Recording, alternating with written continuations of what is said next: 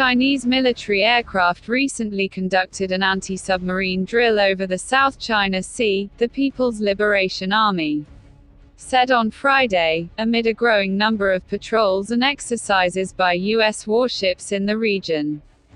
The drill, which involved 2 aircraft, was conducted earlier this month, not long before the U.S. naval and marine units took part in expeditionary strike force training in the disputed waters, the PLA Navy said in a report. While acknowledging the difficulties involved in such an operation, the report said the aircraft successfully identified several suspicious objects. Anti-submarine exercises are like trying to find a needle in a haystack.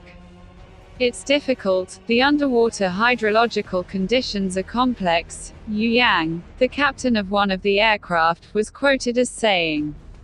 But by having 2 planes working together, it increased the probability of finding a submarine, he said.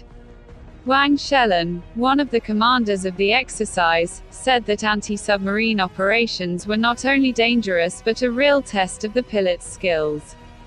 Successfully completing the mission demanded precise control of the speed and altitude of the aircraft, he said. The publication of the PLA report came after the United States staged a 4-day exercise in the South China Sea last week involving the Theodore Roosevelt Carrier Strike Group, the America Expeditionary Strike Group and the 31st Marine Expeditionary Unit. At the end of last month, the U.S. Navy accused the PLA of unsafe and unprofessional behavior after a Chinese destroyer pointed a laser at an American maritime patrol aircraft flying over international waters west of Guam.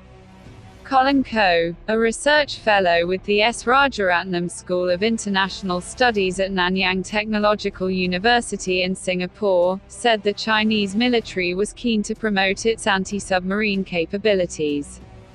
This means we can expect to see more such exercises in the future, with no let-up because of the coronavirus, he said.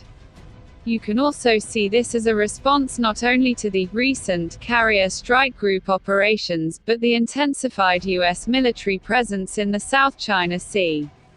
And it would not be surprising if a nuclear attack submarine was in the vicinity of the Carrier Strike Group, he said. Song Jongping, a Hong Kong-based commentator on military affairs, said that with the possibility of a military conflict growing in the South China Sea, it was important for the PLA Navy to increase its anti-submarine training. The rivalry between the great powers is getting more and more intense, and the PLA must strengthen its preparations, he said. Echoing Commander Wang's comments, Song said that the high volume of maritime traffic and sheer size and depth of the South China Sea made searching for submarines difficult.